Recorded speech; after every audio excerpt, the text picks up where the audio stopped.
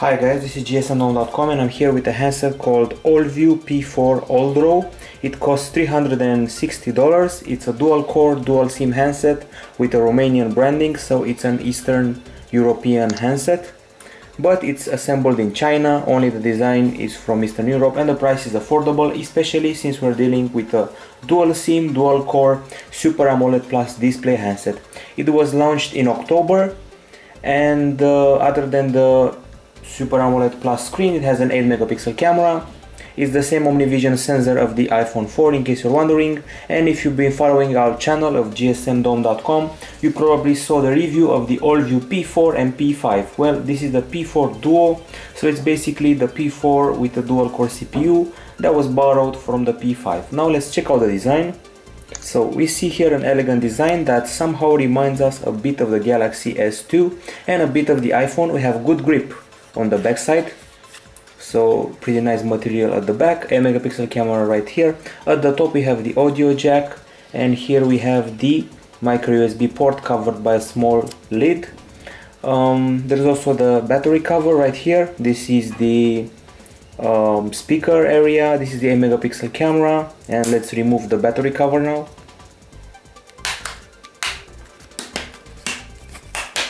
Here we are, plastic but a pretty tough one. So here's the battery, the dual SIM slots and the micro SD card slot right here. Let's put this back on. On the sides we've got obviously the on off button on this side and the volume buttons on this side, plus a very elegant metallic ring all around the phone. And on the front side we have the earpiece, sensors and front camera. At the bottom we have a pretty useless lower side, since we have virtual buttons in Android. We don't need this side actually, so that may be considered a small defect of the device. So you saw everything there is to know about the design. You must know the measurements: 9.9 millimeters in thickness. It weighs 118.4 grams. The metallic edge is very nice. The speaker is very loud, you'll hear it a bit later. And the device, the Allview P4 Duo, comes in black or white. Now let's get to the hardware and the specs. This beautiful screen that you see right here is a 4.3 inch display, is a 480 over 800 pixels screen. You should also know that it has a 240 dpi pixel density. It has 16 million colors, that's how many it can show. It's a Super AMOLED Plus screen with Gorilla Glass protection. It's also a capacitive multi-touch display in case you were wondering. Other stuff worth mentioning for this device is its CPU. It's a MediaTek MT6577, a dual-core Cortex-A9 1 GHz unit. And you should also know that we have a PowerVR GPU, a pretty common type nowadays. It's a PowerVR SGX531 Ultra GPU. And now you can see a bunch of the photos I've taken using the 8 megapixel camera, but we'll handle them a bit later. We have 512 megabytes of RAM on this device, and there's also storage 4 gigabytes, of which 1 giga is for apps and 2 gigabytes available for the user. You saw earlier the micro SD card slot. There's also connectivity, obviously Wi-Fi. We got DLNA, Wi-Fi Direct, Bluetooth 3.0, micro USB, dual SIM, dual standby, GPS, and in other words, in other news, we have accelerometer, GPS, FM radio, and HSDPA connectivity will offer you a speed of 7.2 megabytes per second. And at the back we have the 8 megapixel camera with LED flash. Now let's get back to the main interface. Okay, so this is the 8 megapixel camera with LED flash near it. The sensor is an OmniVision OV8830, the same one from the iPhone 4 from what I understood. And at the front we have a 0.3 megapixel camera. A nifty thing about this device is the Yamaha amplifier that it has inside.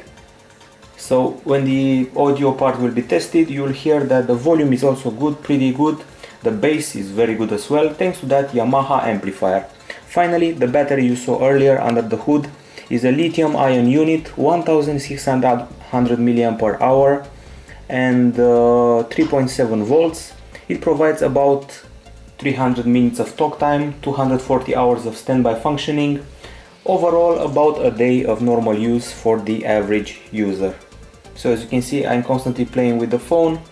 testing its numerous abilities. For a cheap dual-core phone that's 360 bucks, it's actually working pretty well. It doesn't have problems with lags unless you start playing a pretty graphically intensive title, like Death Tom, for example. Anyway, it has the same CPU as the Allview P5 and the same display as the P4, if I'm not mistaken, plus the CPU and the GPU choice of the P5 and the camera of the P4. Okay, now it's time to test the audio and video playback. We're just gonna start with the video, and let's go to this section. We have the full movie Paranorman available here, so let's play it back and see what this Super AMOLED Plus display can do. I frankly don't know any other phones aside from the Galaxy S models with a Super AMOLED Plus screen. This is one of the few phones with Super AMOLED Plus technology, which is pretty cool. So let's jump forward. Actually, I'm learning about it in school. Oh, I'm a tree! There's something I really need to know. This is the most important thing. You wanna Play some hockey? You know, I've kind of got a day. Oh, thank God.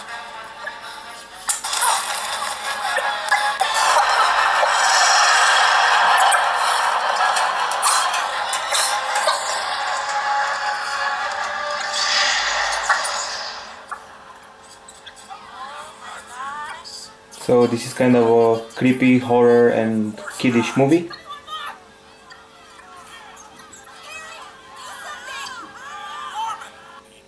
Too bad that the graphics of the movie are pretty dark.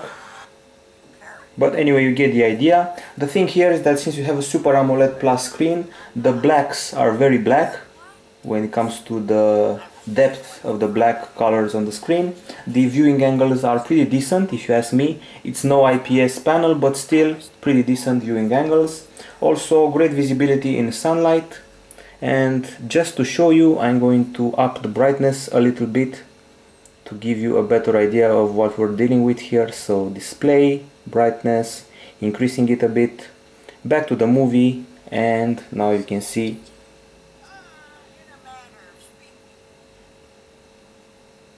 so once again, good viewing angles, deep blacks, nice colors, and great brightness, although it could have been a little bit better.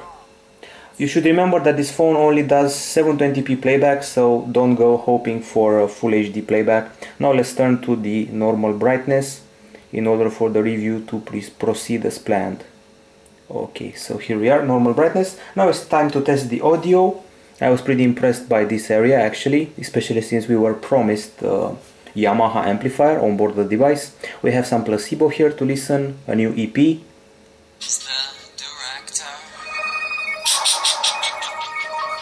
I am an extra in the film of my own life, will someone please turn off the camera and show me how to live, show me how to live, show me how to live.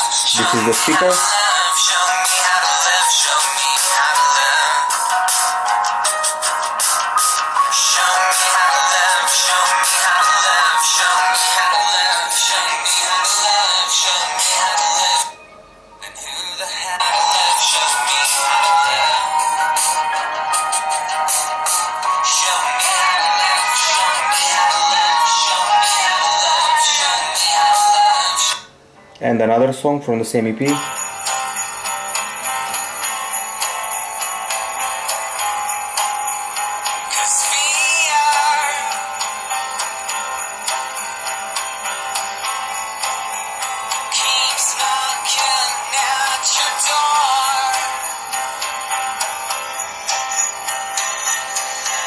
Okay, so you get the idea. The Yamaha amplifier provides huge volume both in the headphones and on the back speaker of the device. We also have very good bass, very good high tones, and the audio experience is great, and the headphones provide pretty good isolation and pretty good volume and audio quality. So thumbs up for the Yamaha amplifier. Now it's time to test the camera. So to test the camera, we're going to use this globe and we're going to activate the camera from right here. And you should also know, as you saw, the entire interface of the phone is customized. Obviously the camera area is also customized. So I took a shot of that globe. Here it is. For some reason the pictures have a problem with zooming. I was pretty underwhelmed by that. So the way you view them is actually pretty strange. So here we are, finally I can view it in full mode. So you can actually zoom quite a lot on the picture you've just taken. So pretty good quality from this sensor. That was supposed to be the same OmniVision sensor from the iPhone 4. You can zoom in, obviously. And here are the options.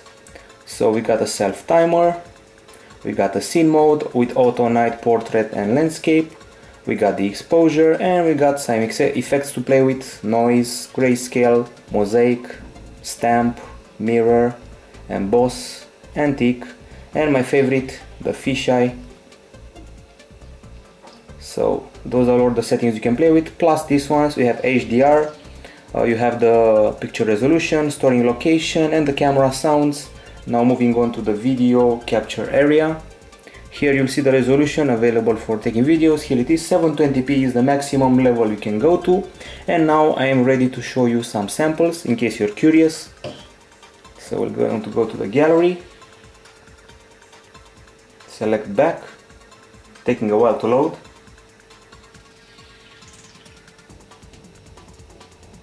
Okay, so let's start with video first. Video capture. Here's one of the captures I've taken with the handset. It was at about sunset.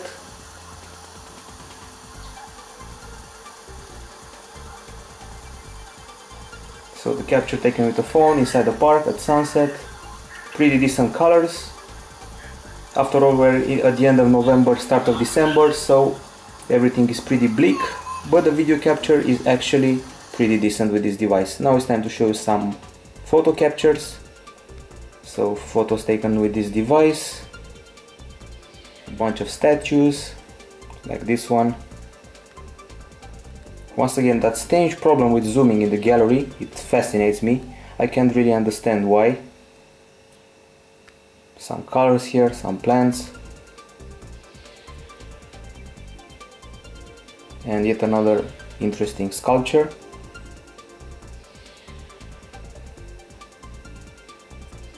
And some pictures of some leaves, since it's autumn, leaves and flowers. This one is actually pretty good.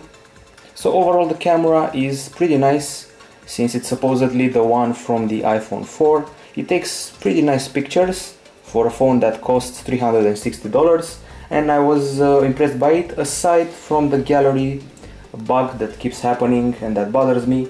This is an 8 megapixel camera with autofocus and 720p maximum capture, an interface of the camera personalized by Allview, and the video capture has a too big compression. That's my main complaint. There's also stabilizer for the image, geotagging, touch focus, and that's about it when it comes to the camera.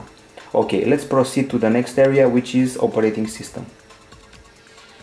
If you wonder about the operating system, here on this Allview handset we've got Android 4.0.4 Ice Cream Sandwich, and as you can see I'm playing with the notifications area that has some nice sliders at the top for Wi-Fi, Bluetooth, GPS, silent, meeting, outdoor and other settings. There's also a shortcut to the settings right here, the full settings area, and the cool thing about this notification area is that you can trigger it from anywhere, not just sliding it from the top. You can slide like this on the screen, which is a personalized gesture that Allview implemented on this phone, and it's a pretty cool little feature.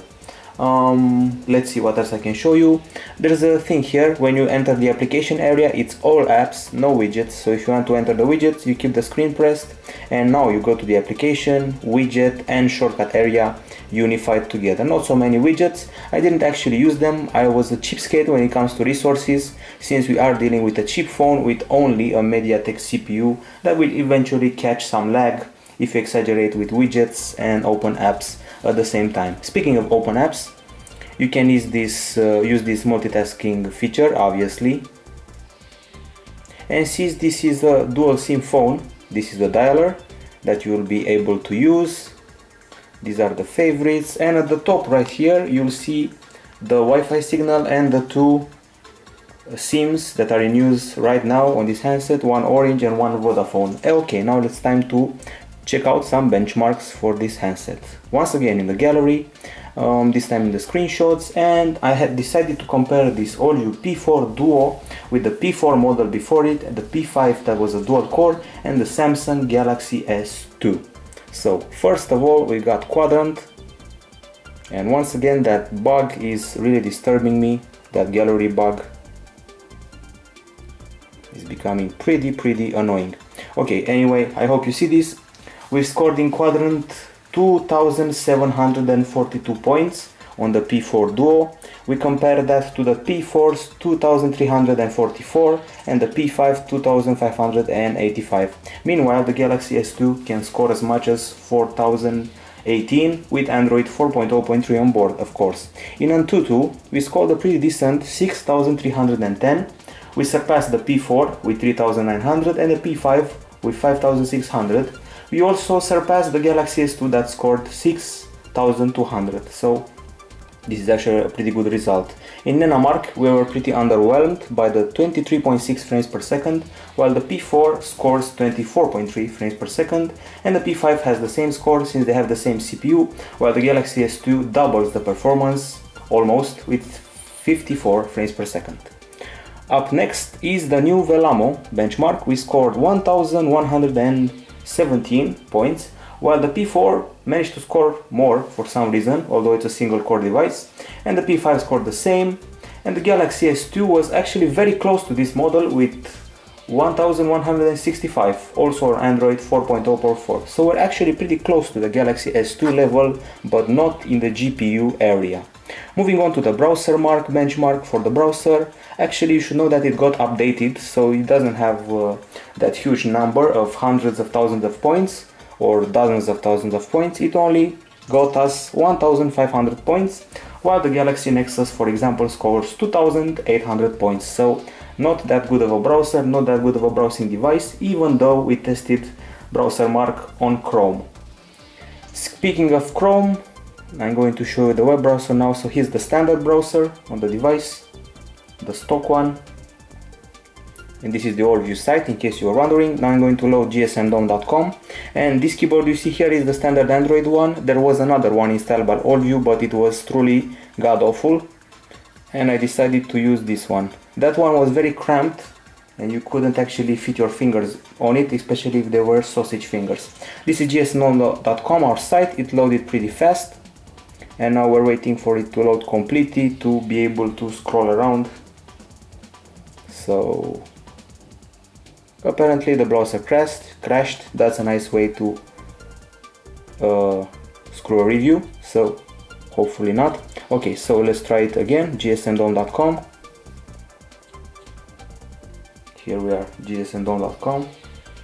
This time it loaded a bit faster. Hopefully it will not crash again. And finally we can do some scrolling around. Pinch to zoom. Although some of the pictures haven't loaded just yet, so that's why I'm going to go to good old Chrome and have it handle the heavy lifting when it comes to browsing. So gsmdom.com.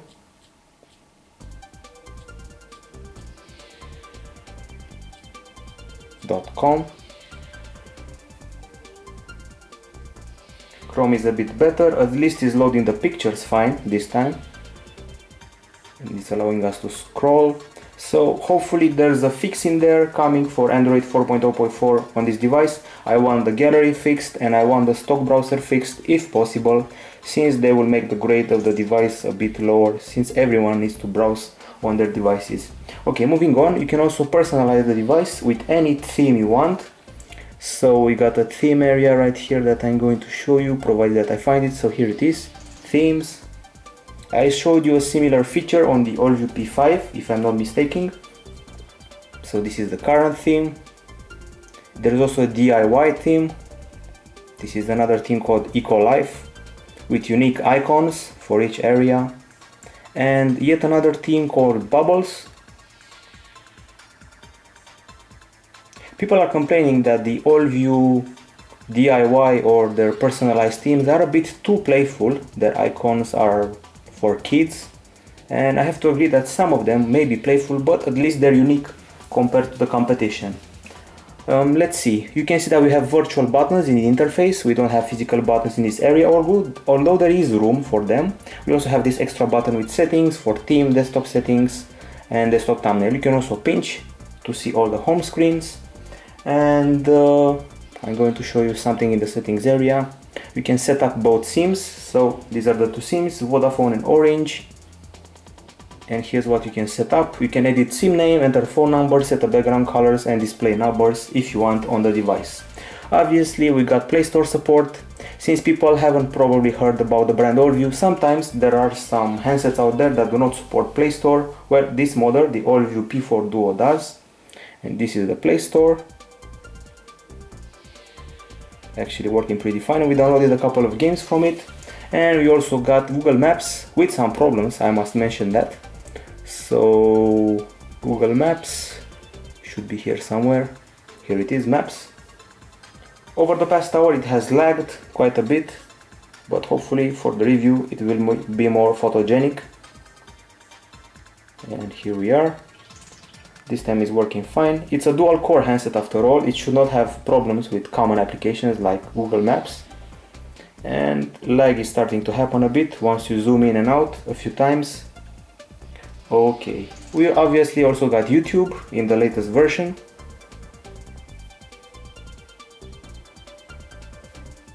Here we are, YouTube with this new interface with its sections right here. And one last thing to mention, this device comes bundled with a Bitdefender antivirus solution, Bitdefender Mobile Security Premium that has a malware scanner, application audit, web security, anti-theft feature. So it comes bundled with this Allview P4 Duo and may be a selling point for people who want a solid antivirus on their handset. Okay, pretty lengthy review, time for the conclusion. The pros and cons. A big pro is the design, nice metallic ring, pretty good camera, very good audio speaker at the back, and pretty good headphones. Also, it's a dual SIM, dual core handset for just $360, so it's pretty affordable if you ask me. Also, Super AMOLED Plus screen is always a plus. The battery is pretty decent since it gives you 1 day of functioning. For this price segment, 1 day should be enough. It also has that Yamaha amplifier that does a fine job if you ask me. And the Allview Berry UI, that's the name of this colorful interface, it's the Berry UI, is original, although some people call it childish. So those are the pros. Now the cons. We only have 512 megabytes of RAM, which is a pretty bit of a bummer if you ask me. And the other cons are the lag in maps, that bug in the gallery area, the childish icons, that useless area at the bottom right here, and the fact that you don't have a decent keyboard unless you activate the standard keyboard. The default keyboard is pretty cramped. And finally, the ability to take a screenshot, for example, is cramped by the fact that you cannot always do it as you would like. Although you press the dedicated buttons, 1 in 2 times it works and other times it doesn't work. Okay, so the grade. For design we give it a 9 out of 10 here at gsmdome.com. For the hardware an 8 out of 10.